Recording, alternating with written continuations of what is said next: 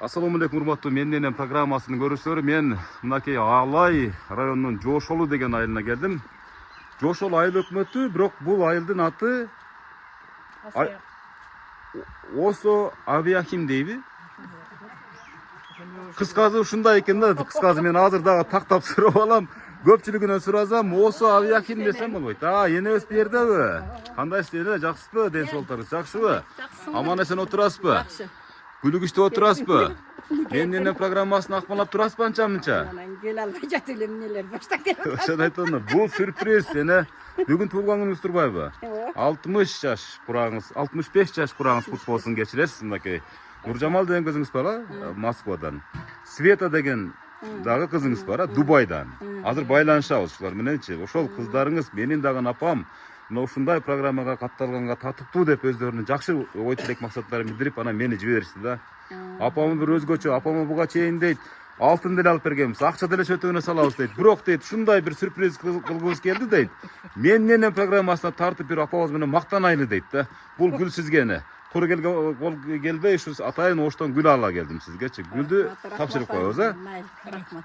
Аман эсен турасыздарбы? Москвадагы Нуржамал эже менен байланыштырып коесуздарбы? Кимде телефону бар? Москвадагы. Бул жак абышкаңызбы? Келиңиз аба, жакыныраак туруңчу, мында бүгүн Байбичеңиздин туулган күнү экен аба. Туулган күнү жогул отурайын десе Ооба, бул эстелик үчүн ошол Нуржамал кызыңыз менен Света кызыңыз атайын ушул программаны уюштурду даба. Жакшы, рахмат. Байбичеңизди мисалы бүгүн куттуктаганча бир буга чейин айтпаган бир сөздү айтып көрүңчү гана. Мен сени сүйөм Байбиче деп качан айттыңыз акыркы жолу? Айтыңчы шунаба.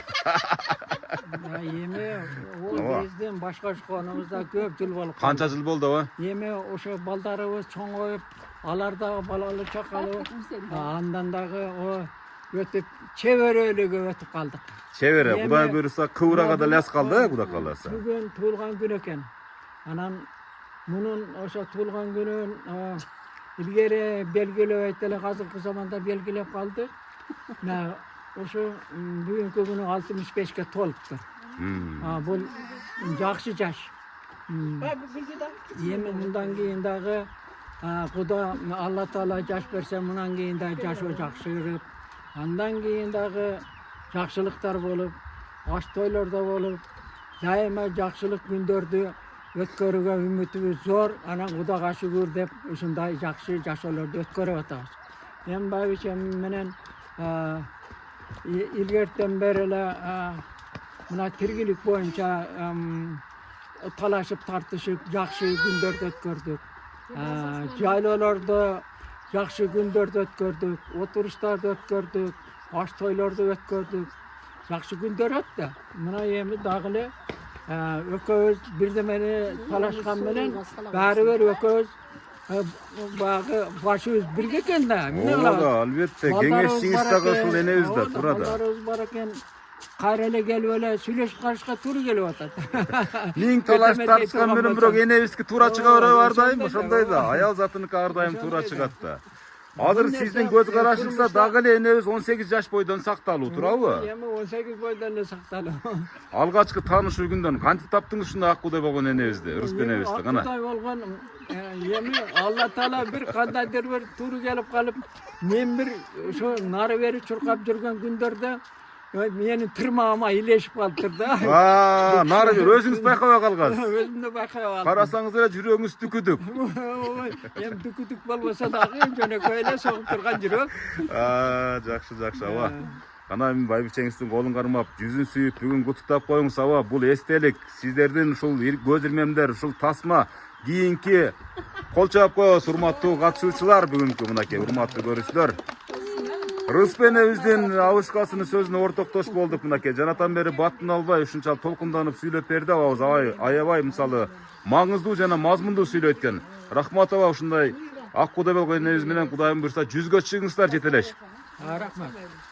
Эне жүрүңүз эми бир жерге барып, үйгө кирейли кына. Эми энебизден кеңири маек талабыз үйгө киргенче кана жүрүңүздөр. Бардык неберелер менен, чеберлер менен кошо кирели үйгө. Урматтуу көрүүчүлөр, Осо Авиахим айыл экен. Билип алыңыздар сиздер. Аю топан айылына жетпеген айыл экен.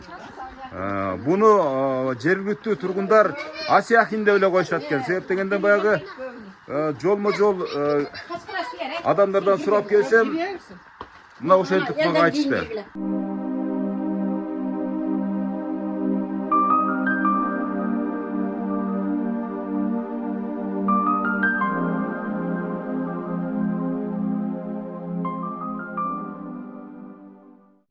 Урматтуу көрүүчүлөр, мону карабайсыздарбы? Мына ата-эне үчүн эмнени гана кылбайбыз? Монтип шаарларды жармаштырып, монтип сонун кылып. Анан дасторкон четине өрүс пен эбистин эң жакын адамдары азыр курчап турушат. Дасторкон болсо жасалып, энебиздин быйылкы өтүүчү уюштурулган туулган күнүнө өзгөчө даярдыктар болуп аткандыгын мына өзүңүздөр туюп сезип жатасыздар. Урматтуу көрүүчүлөр, бул дагы бул дүйнөдөгү ар бир пенденин ата-энесине болгон сый урматы деп билебиз. Урматтуу көрүүчүлөр, эми бүгүн эми сиз менен маяк кылабыз. Бери карап туруп, чалыңызга жакын отуруп бир эми маселени бүгүнкү туулган күндү кызытып бериңиз сөзүңүз мененчи. Канча балалуу болдуңуздар? Канча небере бар дегендей? Биз 6 балабыз бар. 2 ұл, 4 кызым бар. Батыр энес. Жок, батыр энеге бир балам жетпей калган. Азыр ошондой деп эсептелип калды эле же кайра 7-гө чыгып калганбы? 7-гө чыгып калган. Мейли. 20 неберем бар. 2 чеберем бар. 2 чебереңиз бар. 2 чеберем бар ошо. Мына ушул балдарды эрезеге жеткиргенге чейин эмне турмушту баштан кечирдиңиз? Алышкаңыз экөөңүз. Айнанайын миллион эле турмушту баштан кечирдим. Мисалы үчүн ошол кандай кызматтарды кылдыңыз эне?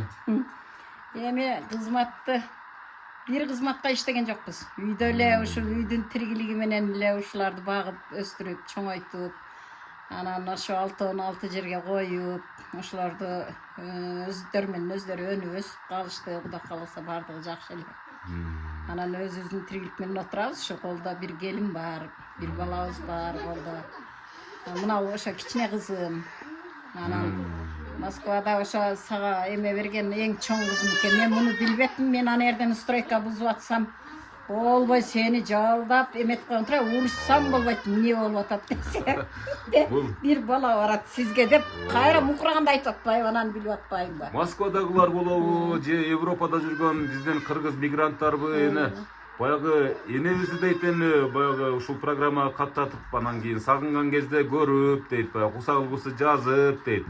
Анан ошол эле учурда биз мактанабыз, биз бул дүйнөдө эне ата менен мактанбаганда анан качан мактанабыз деп өздөрүнүн бир чын ой тилек максаттары болгон экен да, ушул секундтарда ишке ашып атат эне. Мен деле мисалы жошолу анан аю тапан деген айылдарды уккандан кийин мен бул жака көп келгем да, анан бир аз алыс экен деп мойнум жар бербеди, чынын айтайын. Бирок Нуржамал кызыңыз принципиалдуу түрдө мен апамы куттукташым керек. Өмүрзак мырза, энелер үчүн сиз бул дүйнөдөгү миссияны аткарып аткандан кийин барыңыз деп туруп алгандан келдим. Чынын айткандачы. Ал ошентет ал кыз. Ооба. Бир немеден балдарыман башкача да бул кызчы. Мисалы үчүн 10 классты бүткүчөң аябай отличник болуп бүткөн. Анан ушул кызды биз анда жаңы болуп окута албай калганда мугалимдердин баары мени урушкан. Ушул кыз академик болот эле, сиз окутпай койдуңуз депчи. Анан окубай калган жери бар. Эми азыр Москвада иштеп жүрөт, Кудай Бирок академиктерден ашырган кызматты кылып атат мына урматтуу көрүүчүлөр.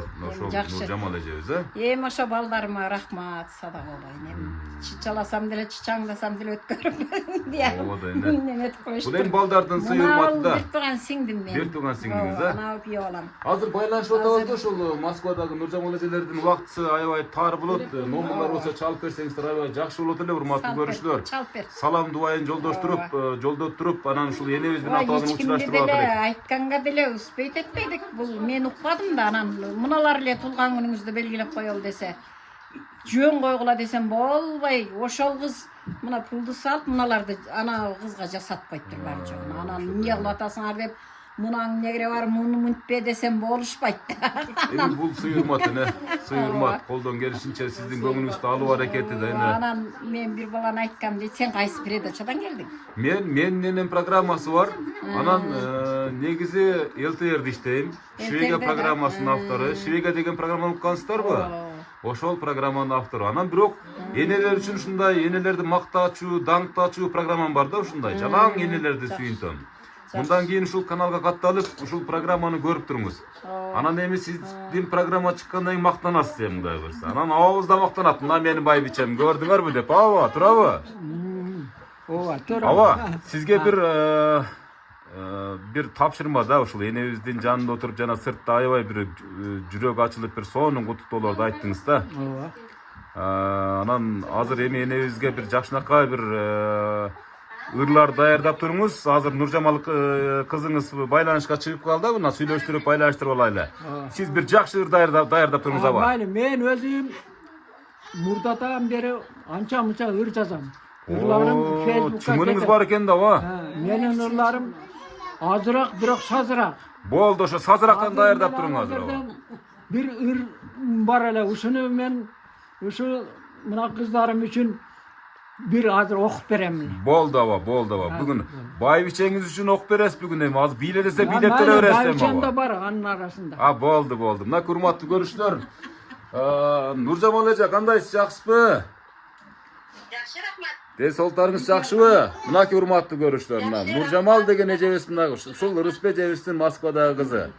Сиздин ушунчалык баягы принципиалдуу түрдө берген тапшырмаңызды аткарып аракетин көрүп жаткан учуру мынакей Рыспе энебиз менен атаңыз менин кашымда, маңдайымда отурат да, бир мактаңыз, бир жакшынакай бир куттуктоолорду арнаңыз мынакей. Учурашыңыз, Рыспе эже. Ооба.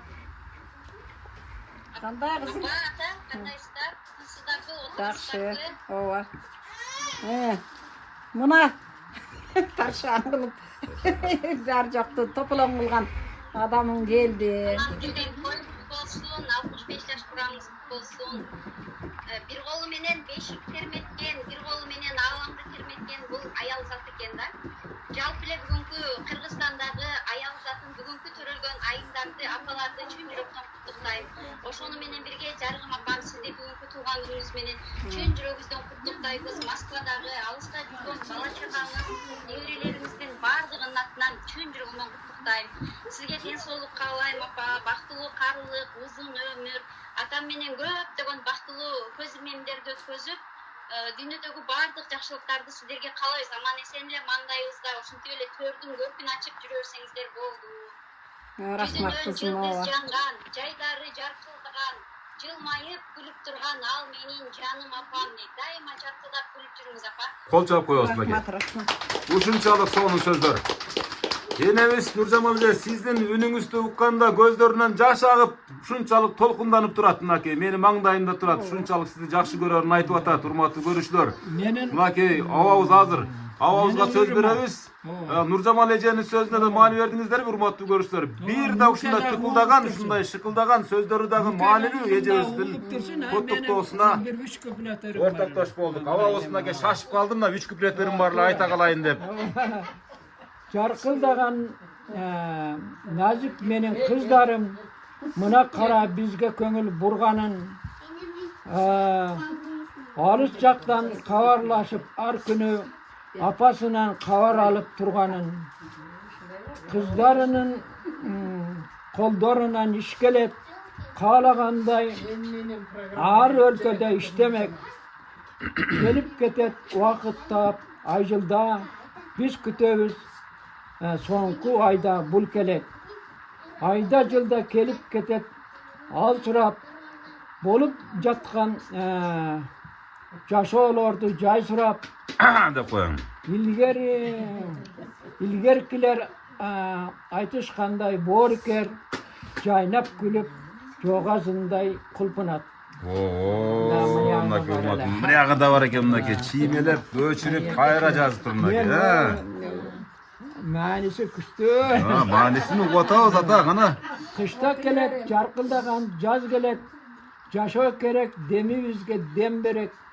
Чоң аталап, таяталап небере, мына бакыт, мунун баарын ким берет? Балдарыңдын боорукерлик жагынан, кыз балдардын алга чыгат баарынан. Тез арада кабар алып турушат, башка өлкөнүн жакын ара шаарына.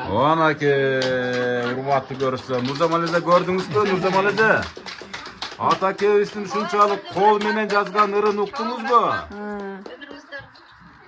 Ömrümüzde versin çok rahmat. мына апам туған күніне ушул программадан пайдаланып айтып кетейин. Бир тууганы канаты жарым жана тайжем келип отурат. Сизге да чоң рахмат, тайже өмүрүңүздөрдү берсин. Дайыма төрүбүздүн көркөлүп эле жүрөрүңүздөр. Бактылуу болуңуздар баарыңыздар. Балдардын бактына эметип эле, сүйүнүп эле жүрөрүңүздөр дайыма төрдө. Ай, рахмат. Кол чаап коебуз, урматтуу көрүүчүлөр. Мынакей жакшынакай болгон ушул Нуржамал эжебиздин куттуктоосун, апасы менен болгон сүйлөшүүсүн, маектешүүсүн, сагынычтуу салам каттарын уктуңуздар, тойдуңуздар. Ар бир ата эненин перзенти мына ушундан өткөн мамиледен ашса ашсын, эч качан кемебесин деп бир кол чаап коелу, урматтуу көрүүчүлөр. Нуржамал энебиздин эне деп коем да 65 жашка эмес 40 жаштагы Нуржамал эже деп деле Рыспи эже деп деле койсок болот. Себеп дегенде ушунчалык жаш сактап турсабы байбичеңизди. Секретим неде бул байбичеңиз 65 жашка окшойт го тегиле. Бул аябай кой десем болбой эле упа, атыр упа койно берет да. Пенсияны берип турасыз шакылдатып, батырдан алат. Пенсия бербейм. Неге бербейсиз пенсияны? Пенсия өзүнүкү жетерлик да. Өзүнүкү жетерлик, бирок баары бир сурайт да сизден. Сураганда алат, бирок сурасам бербейт. Сиз суразаңыз бербейби? Наоборот, сиз бересиз куда буюрса. Эркексизде баарычы, туурабы? Күлчөгө барып келейин дегенде берем. Жакшы. Энебиз жап-жаш экенде ата. Гүлчөгө барып келейин десе, кайра телефон чала бересизби? Качан келесиң, каякта жүрөсүң деп? Жок, жашымда чалсалам, азыр чалбай калдым. Чалбайсыз. Азыр 100% ишенич бар деп койсоңуз, Эми энебиз мисалы азыр экранга чыгып калды дабы? Экранга чыгып калды. Эми телефондорун кошуп жазып койсом, чалса анан кийин да кыжырат болбойсузбу? Айтып атпайм, эми карып калбадым. Улардын көшүн берип баккан.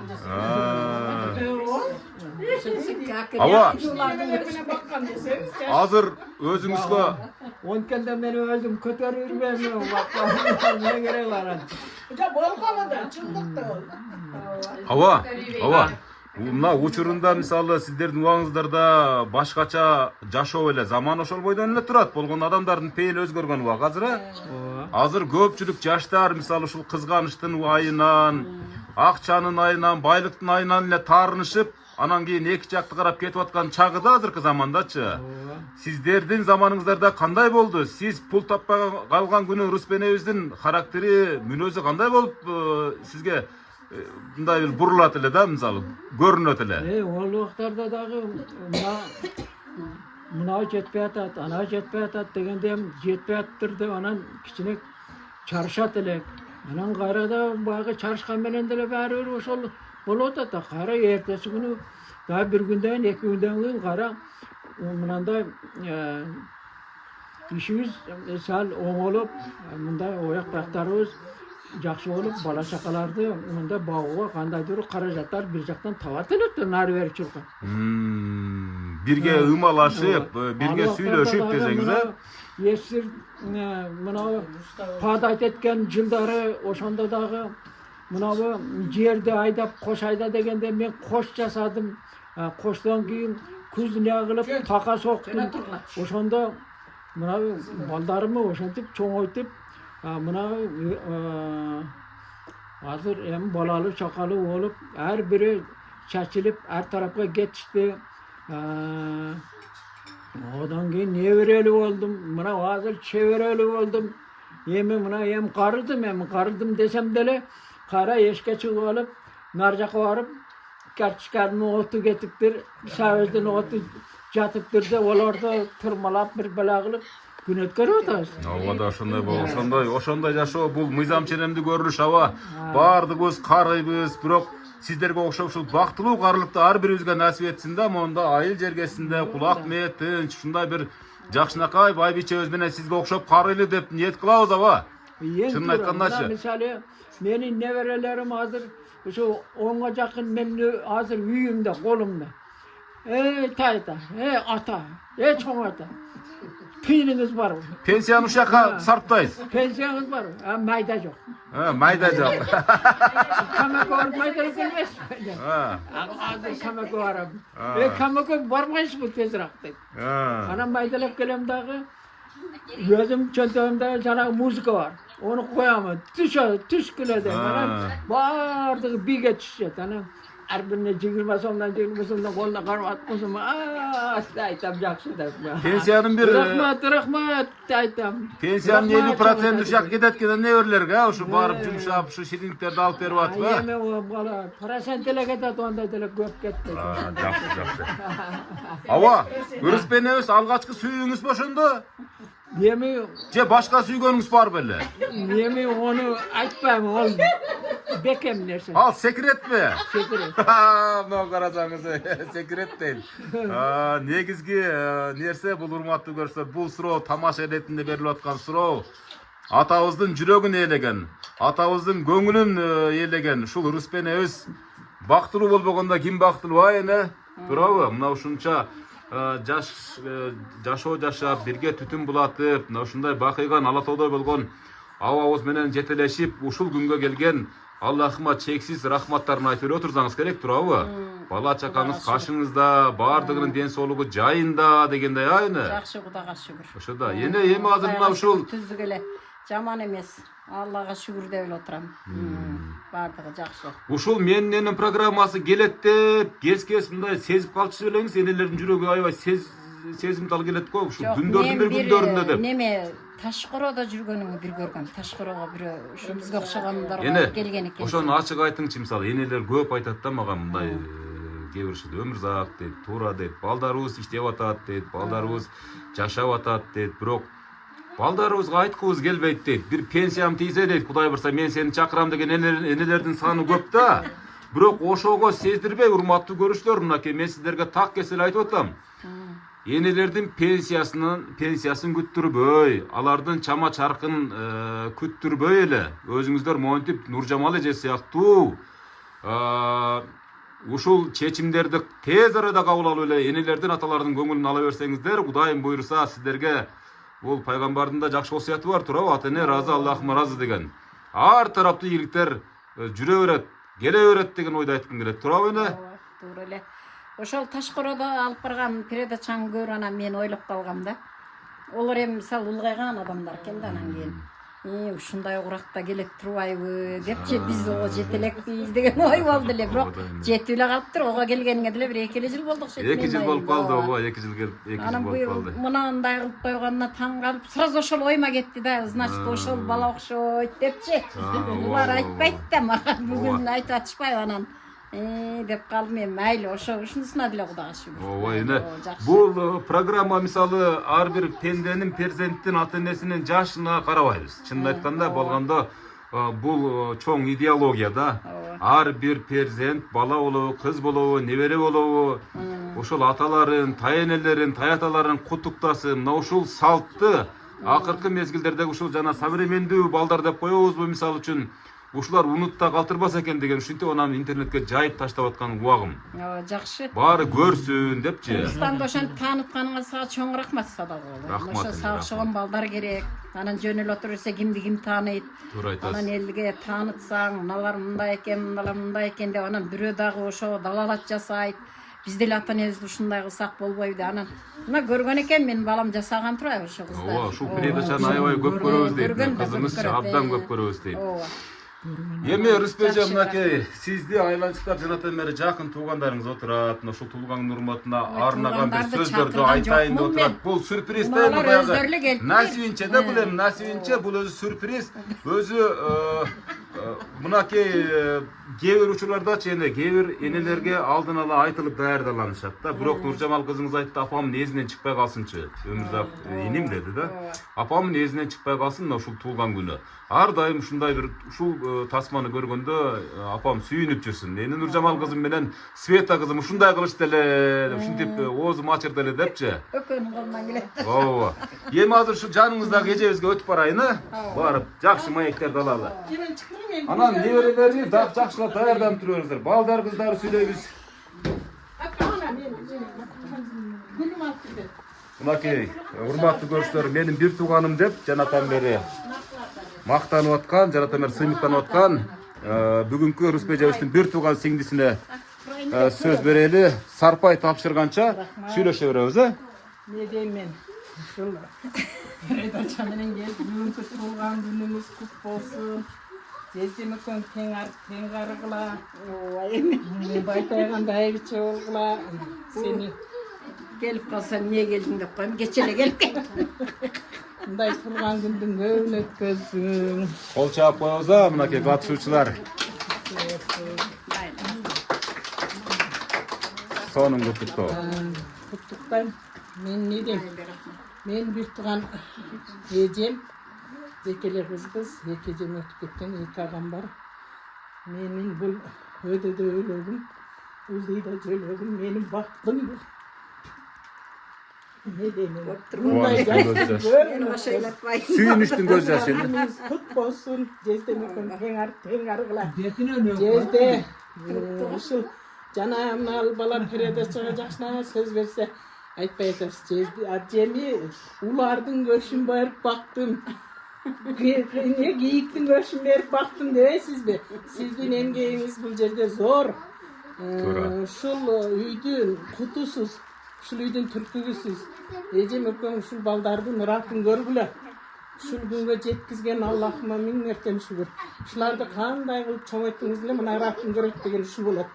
Нуржамал садага болоюн, Света кыздар, алтындарым, миң мертен эки дүйнө ыраазымын. Апаңарды бул бүгүнкү күнү 18ге жашаттыңар.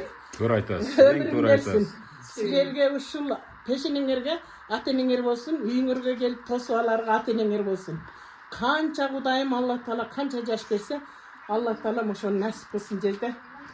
Небере чейре кыбыраларды көргүлө, бактылуу болгула, бактылуу.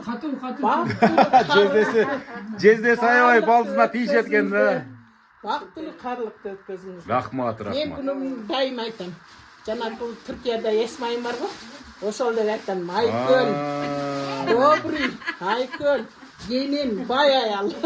Ого да жүрөк таза болсо да бай болот. Таза, нал жердеки айылдын лидер аялынын бири. Наркы беркиге, ондай мындайга мен өзүнөн укпайм, чөйрөсүнөн угам. Рыспеже мындай лидер аял деп айтышат да.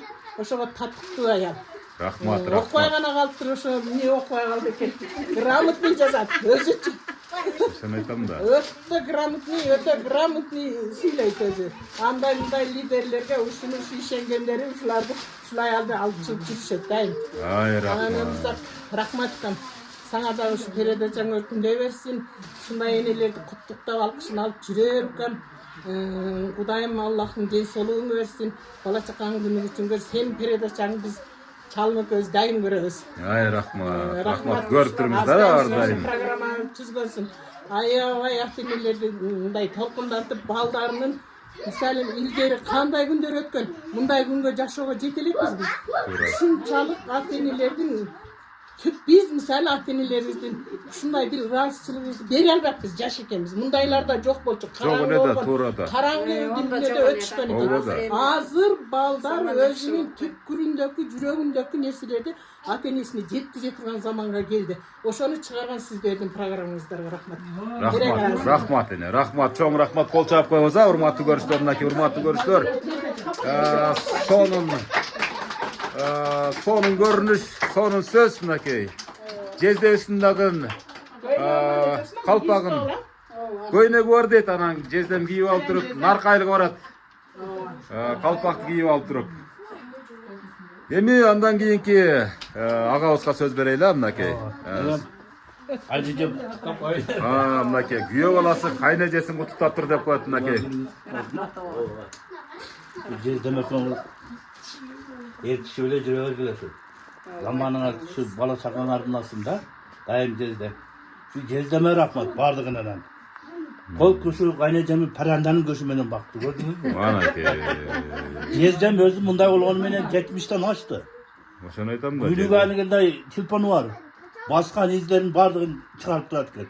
17 километр бастым, 15 километр бастым деп келет. Рахмат да сизге дагы ушу Kaynancam ушундай кылып өстүрүп, ушу бала чаканын астында жакшы тарбиялап жүрөбүр ушу. Ден соолукта болгон өкмөттөн, а? Болупту. Рахмат. Ар дайым ушу көрүнгөн энелердин жүрөгүндө калып атасың өзү. Сенден ушу ден соолугуң болсун, бала чакаң менен ойноп күлүп жүрө бер. Рахмат, рахмат, мына урматтуу көрүүчүлөр. Сонун куттуктоо. Куттуктоо сүртүмдөрүнө күбө болуп атасыздар. Мынакей бир тууган абысыным дейт, а мынакей. Şu kağıt Türk olsun. 65'ten daha bir yolu yaşaymış. Geçeneyizge. Ошондо 130 болот экенсиз, Кудай кааласа. Buna o yerdeki 18 ay aldım başlası. Манакей. Buna Coşoğlu boyunca Toza Su'nun generalni direktörü. Oo, Suylu мынакей. öğretim Nazireci aytıp gitti. Ha. Oşonca elde başını oturacak. Ay, azamatsızlar, mынакей урматтуу көрүүчүлөр. Tüylerimiz akam ökönüzde teňarıp bağı jakşı gündörдү көрө берсин. Ушунча балдарды ошо тарбиялап өстүргөн үчүн ушулардын мээнетин актаган балдарга рахмат. Нуржамал сага дагы садак болой. Кудай өмүр берсин. Сен да балдарыңан ушундай жакшы күндөрдү көр. Силердин передачаңарда өнүп өсө берсин. Жакшы күндөрдү ушундай жакшы дастаркондорду жакшы сыйырматтар тартып жүрө бергиле. Рахмат. Баарыбыздын пешенебизге ушундай күндөрдү насип этсин. Бала чакаңыздын күнү күтүмдөрүн дайыр жолу. Сиздердин да үйүңүздөргө барып калайын, а Кудай буйруса, мына балдарыңыздар көрүп туюп кала турган болсо мына. Эжебиз дагы бир белеги бар окшойт мынакей. Kızlarınınkı. Кыздарыныкы, келиңиздер кана. Белек тапшырганча мына. Сиз кызы болосо, En kiçine kızı. эрке кызы. Мен жана муну уккан эмесмин, билген эмесмин. Азыр Москвада кызым айтты. Барбасаңыз болбойт, камера келатат деп. Мен билген жокмун чынында. Демек ошо Москвадагы кызыңыз бир күнү сиздикине мени жөнөтөт, Кудай кааласа. менимче, Сиздин оюңузча. Амин. Ошо айтпай айтты, болсо мен камераңызды билген эмесмин. Ана эрке кызынын куттуктоосуна күбө болойлу. Şu benim bugünkü sүйүктүү апамдын 65 жаш курагы менен куттуктайм. Дайыма атамакка бар болсун, биринчиден ден соолуктар болсун, эч качан оорубасын. Дайыма биздин төрүбүздүн көркү болуп жүрө берсин. Андан кийин мына эжемдердин подаркалар, белектери барлар, ошону тапшырып коелу. Кайсы эжеңиздердин ушул Нуржамал эже, Света эже, бардык кыздар. Света, Нуржамал, Билим кандыкы. Манакей, бардык кыздардын атынан сонун куттуктоо, а? Мынакей эң кичинекей кызы ошолордун атынан таап атат. Эң кичинекей кызынын да салымы бар бул цепочкада. Böyle şepçken boyup, narcakta başka ile Урматтуу көрүүчүлөр, мына бүгүнкү күндүн күнөөкөрү болгон ушул Рыспенебиз үчүн эң чоң белек мына ушу кыздары, балдары чок уюштурган Менненин программасы. Анын арасында мына ушу берип аткан ушу белек бешкектери. Кол чаап коесуңар, урматтуу көрүүчүлөр. Мына эң кичинекей келинби? Сиздин кайненеңиз кандай адам? Жакшы, жакшы абдан жакшы.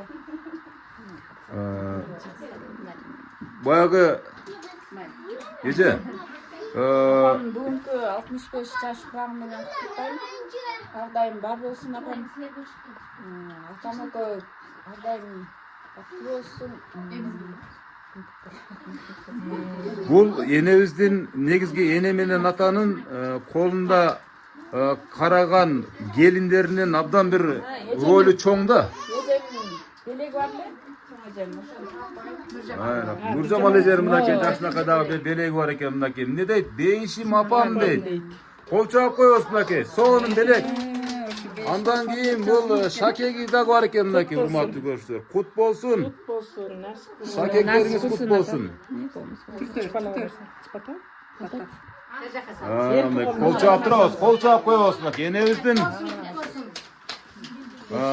көңүлү абдан көтөрүңкү маанайда.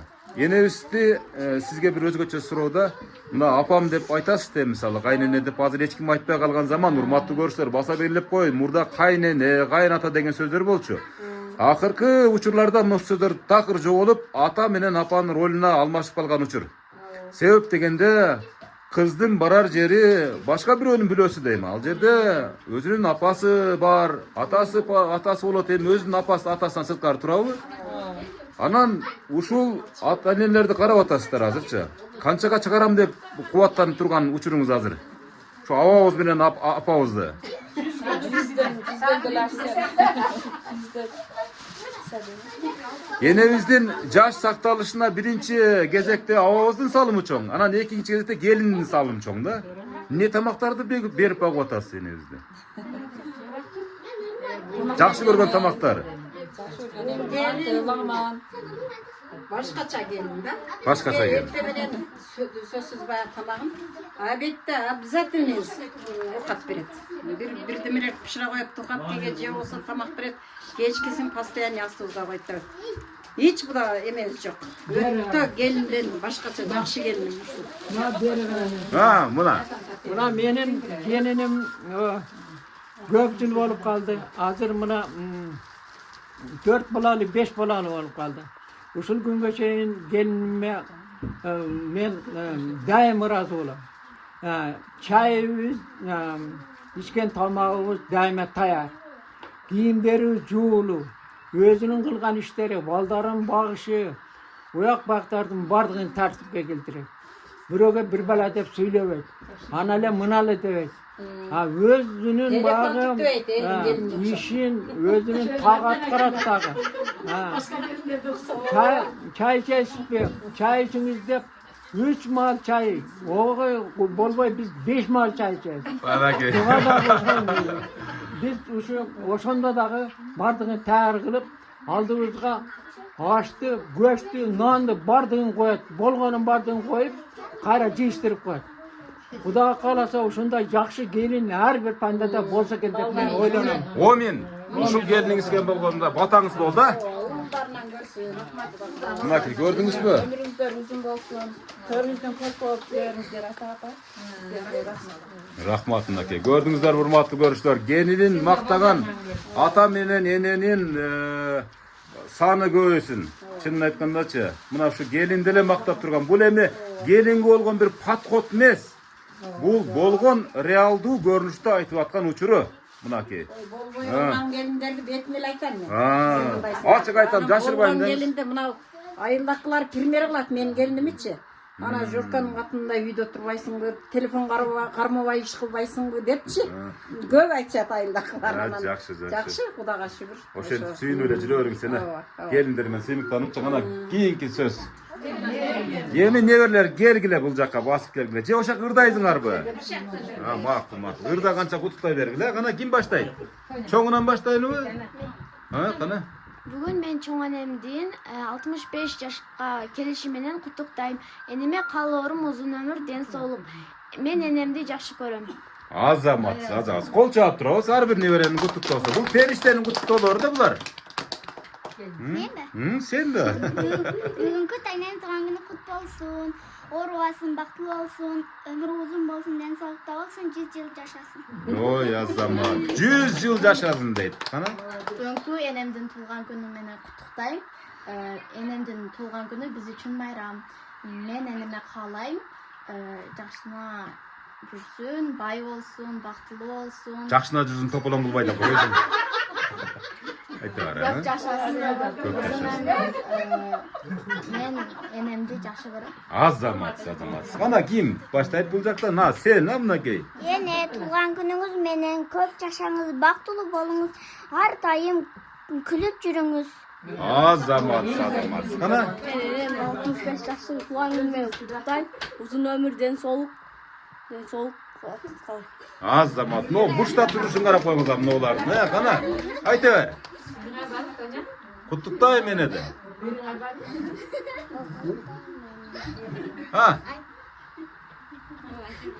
Майли, майли, майли. Кана сен айтып койчу? Майли, майли, майли. Туура түшүндүк. Кана? Баштай беребиз, кана? 3 чүрөктөй болгон небереси.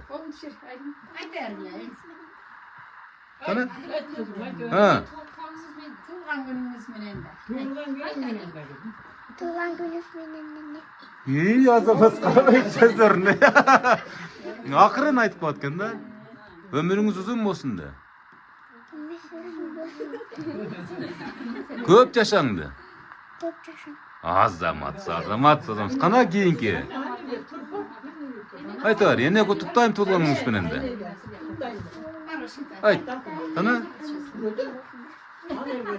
Sen aytı ver kana. Ene tuğan gününüz Bu zorga oturgan eken de bunu neresi? Gününüz kut bolsun. 100 yıl yaşap ömrünüz uzun bolup baktılуу bolunuz. Azamat. Hurmatly görüşler, mınake bul neverelerinden endi bir Daha bir yıllar varken açatken. az ele bölükler bolsa gerek. Bu bu başka jakta nevereleri toltura kana kim hora murdaysыңар bu? Kana başladık. Kutlu olsun bugünkü tuğan gününüz. Kafalanbay ardayım gülüp жүрүңүz. Gelecekte bir atkaruvçu yakşı işlerge küpe bolup altın eyle biz aman жүрүңүz. Gül desem gülden dahi mamileniz. Ay desem aydan dahi büyük desiz. Gün sınav jarık çaçıp baldarına. Kızımda yaşay beriniz altın eneriz. Azamatsızlar mınake sonun kutlukta mınake uşunun bardı urusbene sizge arnalap mene. Anca jaşarıp kettiniz mi? Mınake hurmatly görüşler neverlerinin kutlukta olsunlar. Kana geliniz. Bul neverlerin atынан mı? Neverlerin atынан hurmatly görüşler da sonun şirindik tort eken mınake ha. Ok koyulu 65 yaşınız kut bolsun deyt mınake hurmatly görüşler. Bul dağı kana bul jagынан ok koyuluçu kana ne deyt? Beyişimiz apakem deyt. Tuğan günüңүz menен deyt. Mына ушундай жакшынакай тортторун ача бергиле менен элге отургузуп алып. Kana бул жакта дагы бир небереси бар экен мынакей. Сонун бир белектерди алып келип сөз сүйлөйүн деп турат. Kana Азамат. Бул сырдуу кутучанын ичи эне ушунчалык берекелүү болот ушул подаркечи эне. Hurmatly görüşler, mınake жакшынакай болгон шириндик да келип калды. Аке, бери карасаңыз, ушул агабыз жанатан бери сөз сүйлөбөй калды да мына ушул. Агабыз ким болду экен? Эң кичине баласы сиз эмеспи? Үйдүн кичи баласы. Үйдүн күчүгү мен болом, үйдүн эркеси мен болом. Пенсиянын баарын чөнтөккө салган мен болом деп коюң. Кызматта ушул мен апамды кичине куттуктап коеюн. Апамдын 65 жаш тулган күнү куттуу болсун. Биздин пешинебизге ар дайым жүрө берсин. Ден соолугу чың болсун. Үйүбүздүн төрүндө орун алсын. Төрүбүздүн нерсе болсун. Көркү болсун, а? Көркү болсун. Кызматын кылып жүрө берели, ошо ден соолукта болсун. Көп жашасын, жүзгө чыксын. Колун кармап жытын жыттап коюш керек. Ата-эненин мындан өткөн мындай да эң кымбат духили да бул. Эң кымбат баасы жок духи да бул. Эненин жыты, атанын жыты. Ден соолукта болуңуз. Атабыз да колунган, вот жашынабыз. Атабыз бар үчүн ушу эки адам жүрөт да. Сизде бар болуңуз. Ден соолукта жүрүңүз. Азамат. Мына эң кичинекей балым. Мынакей. Hurmatly görüşler, mınakey torttu üyüzüp keletат, mına üylөгөн учурун тартып алалы mınakey 65 жаш деген торт. Üyle бериңиз эне. Mayli rahmat baldarıma bardığına çoğun rahmat ömürlerim versin sadaka koyunlar. Kol çağıp koyulsun. Azamat seni mınakey. Mına uşul neverlerinden atынан uyuşturulgan tort sonun gözürmemlerine hoş oldu. Andan keyin mınakey tarsıldak. Buraya veriniz, tüyün buraya veriniz, tüyün. Katurak buranız. Teskersinçe bırak görünüz, bulacak olmasa. Mındayla, oğun öyle eken. Oğun öyle eken, sırtındaki klönkasını sıyırıp saldınızlar böyle. Kana жүрүңүздөр. Atıp gördüm böyle. Токтоп туруң азыр мынакей. Кана кайер экен да? Ушул түйүн гана бурайсыз. Бияка келиңиз мына, бияка. Ошол түйүн гана бурайсыз. Ошол мерченди гана бурайсыз. Азаматыз, туулган күнүңүз менен. Анакей, эми мына торту жей бериңиздер мынакей. Бирок үйлөп койсо кетип калат, урматтуу көрүшчүлөр.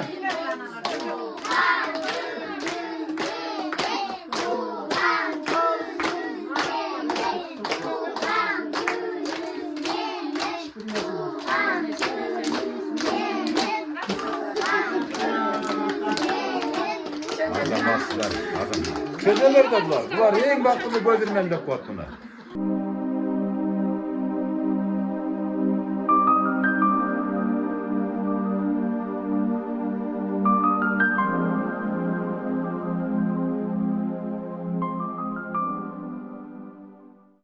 Ne deyiz hele? Bana bugün jengemin doğulgan gün eken, 65 kurak jaşı. Ne deyiz? Yaşınız kut bolsun. Bana Kırgızda aytkan söz var da, yüzge çık degen kalı. Kuday bergen özünçe jaş var. Şunday tilek var. Ana ne akama közdür şu yüzge çıkıp, oğuldun urmatın, kızdın kızmatın görüp, nevrelerдің kaşında, töründe, jakşı bir toğandардың üstünde жақсылап өмір сүріңіздер. Біз келіп, шындай үйіңіздерге келіп, ұшырашып дегенде даму істейіп тұрайлы. Бізден ұлыстар, қыздар таладан ұшындай бір ұшыларды ұйыштырған екен. Аларға дағы талада жүрсет, бөтен ел, бөтен жер, аларға да денсаулық, ұзын өмір, рахматымызды айтамыз, апаларын ұмытпай ұшы қалау тілеген. Рахмат, жүзге шығыңыз жеңе. Рахмат, қол чап қойыңыз, мінекей жақсынақай сөзге, жақсынақай құттықтау арналды. Құрметті көрушілер, еме мінекей енемізді қайрадан келелі. Ені, мына ушының бары сіз ішіндені. Ошо сиздин көңүлүңүздү алабыз деп аракет кылып атабыз. Жанатан бери мына дерлик 1 саат болуп калды. Тынбай сүйлөгөнүбүзгө дагы, тартканыбызга дагы чыны. Эми мына ушул учурдан пайдаланып бир жакшы ырдап бериңиз. Себеп дегенде кыздарыңыз суранганда, менин апам лидер айым дейт. Менин апам кыйын адам дейт. Ырдын дейт, ушунчалык бир кереметтерин билет дейт да. Апамын ыры дейт, биздин гимнибиз дейт. Апам менен атам түзгөн армиянын гимни дейт. Ошон үчүн ошол ырлардан бир жакшынакай ырдап коебуз. Бир аз тынч турабыз, энебиздин ырына көңүл бурабыз.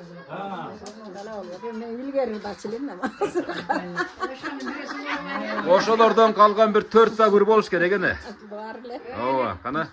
Баарыбыз кулак салып турабыз а мына энебиздин ырына. Майлы эле. Ушунча ат артып алайга келипсиң эми алай жөнүндө бир ырдап коеюнчу. Сонун болот. Кең алай жадыраган кенен жайлуу, кечекпек кең алайдын байлыгына, тескебек тары чакайыңда далжыгач, сүйүнөм коз беттүү аймагына.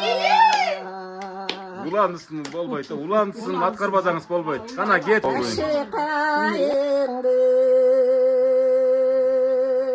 ары карылар отко жайылды, аябай эле сагынамай ат энем өскөн айылды. Көңүлүңүзгө береке. Аябай эле сагынамай ат энем өскөн айылды. Уру таштын башы кайыңды, кулжалар отко жайылды, көңүлүм сүйүп сагынамай курдаштар жүргөн айылды. Соннурда экен энебиз. Көңүлүм сүйүп сагынамай тең туштар жүргөн айылды. Жантыктын башы кайыңды, жылкылар отко жайылды, жүрөгүм сүйүп сагынамай жайлоодо жүргөн чагымды. Жүрөгүм сүйүп сагынамай Жайлоодо жүргөндүн дерди. Азамат, кол чаап коебуз, урматтуу көрүүчүлөр. Чынын айтыш керек, Шахра Талипова эгерде сиздин ырыңыз тууп кала турган болсо уялып калат, ырдабай коет. Чындап айтып коеюн. Аба, мына байбичеңиздин үнүн уктуңуз а? Абабызчы, сиз ырыспене ырдап атканыңызда абабыз шунчалык мындай современдүү тил менен айтканда кайф кармап отурду да. Чынын айткандачы. Көзүн жумуп алып, ушунчалык мемире укту да. Мен ошол бул жашында ырдашууда, жайлоодо ырдашууда ошо сабакшагандар бул кишини анау немеге алып кетебиз, борборго алып кетебиз да ошол жактан ырдатабыз, үнү аябай жакты дегенден мен буяка жибербей койгом. Ошондо кызганыч сүйүү бул. Ага жол берген эмес деп коем. Ага жол бербей койгом. Азамат, ошону туура кылган кез эмесе сизди тоготпогон эмес. Азыр экөөңүздөр мынтип отурбайт элеңиздер деп коем.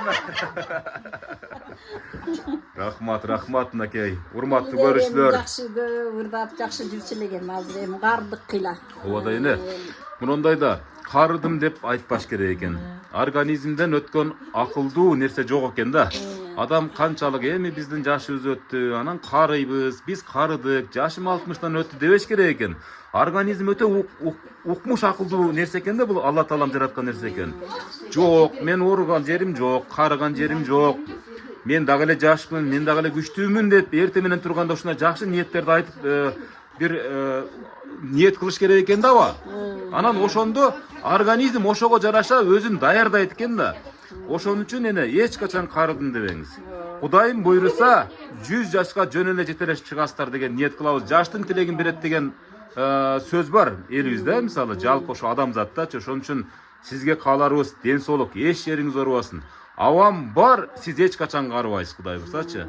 Мына жанатан бери абабыз сиз менен сыймыктанып отурат, бакылдап отурат, шакылдап отурат, жүрөгүн ачып отурат да. Эми бул эле күн ачкан жок да, мисалы өмүр бою мына ушул сиз менен жетелешип ачып келатат. Сизге ушу болгон сүйүүсүн, махабатын тартуулап келатат. Ошонун негизинде армия түздүңүздөр. Мына ошонун негизинде мына небере чеберенин жытын жыттап атасыздар деген туурабы эне? Ошон үчүн балдар кыздарыңызга да рахмат, мына ушинтип сый урмат көрсөткөнгө. Жакшы тарбиянын жыйынтыгы мына ушул. Туурабы эне? Туура эле. Кандай кабылдадыңыз, кандай таасирлендиңиз? Эми мен түзүп эле чечемди катып элем, бирок өзүм толкундан кыйла сөздөрүм, кыйла ырларым жоолуп кетти. Мындайды күтпөдүм эле да өзүм. Мындай жасаса мыналар эле келип анан отурат турбайбызбы десем эле сен келип отурасың. Жакшы көрүнүш эне. Стресс болуп калат экенсиң да. Жакшы көрүнүш. Эсте калат. Эми Рыспене, мунун баардыгы мына ушул менден программасына катталып аткандан кийинчи, мына ушул кыздарыңыздын бул мисалы башкалар ойлош үчүн мисалы апаңарды, атаңарды мактагыңар келсе, мындай деле мактап койбойсуңарбы, эмне үчүн мисалы коомчулукка чыгарып атасыңар депчи. Урматтуу көрүүчүлөр, силерге сабак болсун. Энелердин сүйүнүчү, энелердин ар бир толкунданганы, монтип ырдап турганы, сиздердин ата энеңиздерге дагы ушундай бир сиздердин ушундай мамилеңиздер болсун ылайым. Эч качан мына ар бир перзенттин мамилеси мындан ашса ашсын. Мындан дагы бир кереметтер боюнча бир өзүнүн атасын, апасын сүйүнсүн. Бирок эч качан кемибесин. Ошондой ниетте биз тилек кылабыз. Эми бир тууган сиңдиңиз 2 куплет ырдап берейин дейт. Андан кийин атабыздын өзүңүздүн батаңыз менен жыйынтыктайбыз да программаны. Кана бир тууган сиңдисинин ырына күбө кылалы сиздерди, урматтуу көрүүчүлөр. Мен бир эки элдик ыр бар, ошону куттуктап ырдап коеюн. Gülüşkün geriden gül çıkıp, yaşınıp tudun gün çıkar. Ecekken sizde istesem yüreğimden gündür çıkar. Abicim sizde istesem yüreğimden gündür çıkar. Saratan sürü salkındı, zergerler bilet altındı. Cezdo, ecemin sizde, Cezden biri bilip жүріңіз ай Cemina sizdey barkının. Anakey, hurmatlı görüşler Anakey.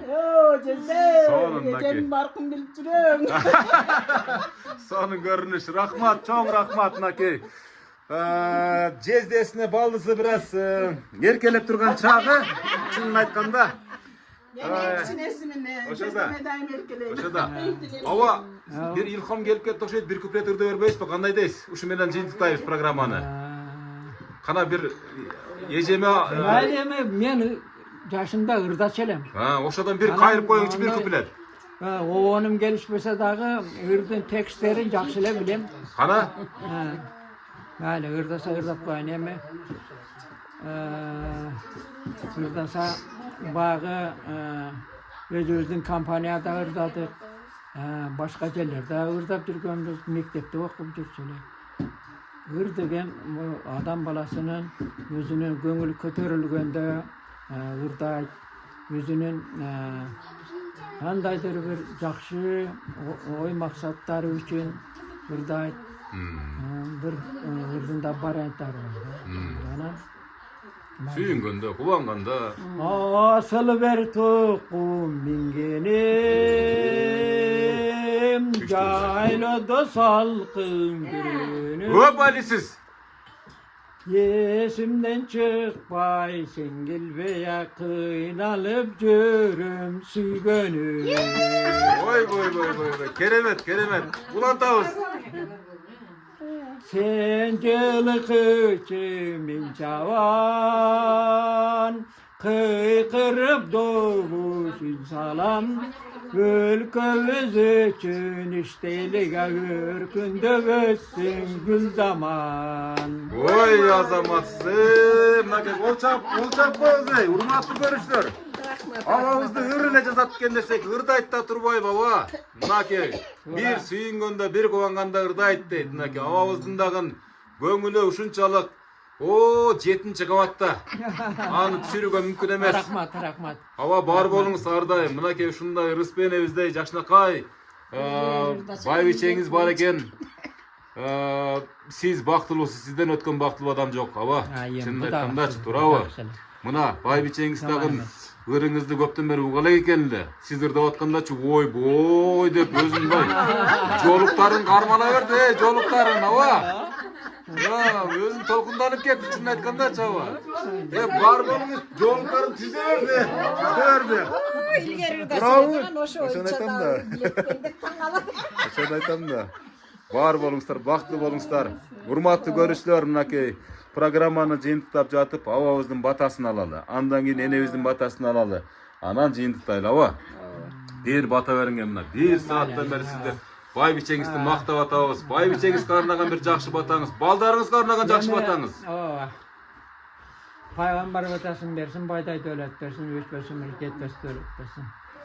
Şu tügeler özmeni tenger balpıldağın avuşka balpıldağın baybiçe böyle uğuluyla kız beri uğuldurmakın kızmatın görüp. Balalı çakalı ne verir çöver öyle. Kırmalımız dangat olsun da sarkanımız nangat olsun. Kazanımız aşkat olsun. Taş torkanımız nangat olsun. Ömrümüz uzun olsun. Daima jakşılıktın üstünde olup, üy toy, üylönü toy, üyle toy, kız toy, uğul toy, nevere toy, jentik toy, göğü olalı. Talat yüzü, mallar kızlarımızın dinleri şak, gömülleri şak. Joluşudur, yoldaşı kıdır bolup işlegen işleri iyilikte olsun, tapan taşınganları özlerine buyurup nasip kılgan olsun. Barakasın versin. Yüzge kut konsun, molçuluk, tokçuluk, jakşılık olsun, baktılı bülbülölerden olsun. Tuğan uruk, eli jurtubuz menen bakaççılıkta, borçketçilikte, intimakçılıkta, imandulukta bolalı. Oşo zamanımızdan görsetüleri, televizyonları, başka programmaları da işleri iyilik olsun. Daima jakşılık olsun, aların da işlerinde iyilik kalayız. Eli jurtubuzga, zamanımızga, Kırgızstan eline tinçlik, amançılık kalay. Mumin Allah. Amin Allah akbar. Aytkanыңыз келсин, урматтуу көрүүчүлөр. Мына эне өзүңүздүн энелик мээримдүү батаңызды тартып өттүңүз. Эми Birinciden sağa vereyim sadakagayın. Peygamber batası versin, bay devletin versin, kızır berekesin versin, getpes ömür versin, gen peyil versin. Ne tilesen tileğin Allah Teala versin. Qanday tilek kılsan oşo tileğin Allah'ım versin. Şunday Kırgız elinin şunday jakşına ömürü görбөгөн efirlerge çıkarıp ömür ukpaganдар bizge okşoganдар çoçtup gelip eldi oygotup şunday jakşı күндөргө алып барганың үчүн чоң рахмат. Ömürüň versin. Уулуң урматың, кызың кызматын көр, келинчең менен тең арып, тең карып, ушундай жакшы кызматтарда жүрө берсин, насип кылсын, а? Мен айтканыңыз келсин, урматтуу көрүштөр. Ana mына өзүм балдарыма да берип коеюн, ушулар балдарым пайгамбар батасын берсин, бай дөөлөтүн берсин, кызыр берекесин берсин, кетпес өмүргө пейил берсин. Бардыгы аман болсун, тынч болсун, ошо иштеп тапкан акчалар өздөрүнө буйруп насип кылсын. Ушинтип эле жадырап жайнап, ошо бизди сыйлап, анан өздөрү аман болуп, өздөрү дагы уулдардын урматын, кыздарынын кызматтарын көрүп, жакшы ушундай күндөргө ар дайым күбө болуп жүрө берсин, аман болсун, тынч болсун.